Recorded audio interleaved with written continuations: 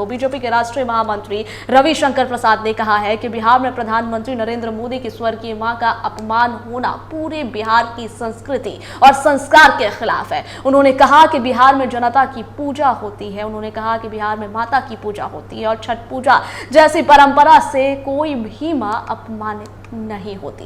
प्रधानमंत्री की मां को मंच से गाली देना निंदनीय है और इसके लिए मंच संचालकों को माफी मांगनी चाहिए।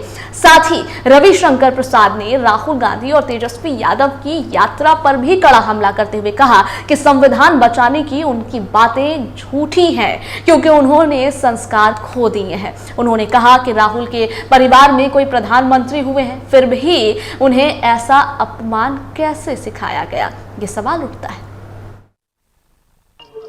प्रधानमंत्री जी की स्वर्गीय माता जी को मां की गाली, वो भी मंच से, माइक से, इस घटना ने पूरे बिहार को शर्मसार किया है। ये बिहार की संस्कृति नहीं है, ये बिहार का संस्कार नहीं है। यहाँ पे माता को पूजा जाता है।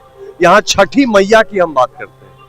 किसी आम नागरिक के भी मां को अगर आप गाली दे दीजिए तो वो मारपीट का कारण बन जाता है, और यहाँ तो प्रधानमंत्री जी की माताजी को नहीं छोड़ा। मेरा निवेदन है, मैं आक्रोश में नहीं कह रहा हूं, मैं निवेदन कर रहा हूं। राहुल गांधी जी, तेजस्वी जी, आपकी भी माताएं, हम उनका सम्मान करते हैं, पर अगर आपके मंच का दुरुपयोग हुआ है, आपको लगता है कि ये गलत हुआ है, तो आप क्षमा प्रार्थना करिए, इस मामले को खत्म करिए। तो बहुत ही पीड़ा से बैठे हैं। राहुल गांधी जी, तेजस्वी यादव जी, आपकी यात्रा में भारत के प्रधानमंत्री की स्वर्गीय माताजी का अपमान हुआ है। संविधान बचाने की बात आप दोनों करते हैं, झूठ।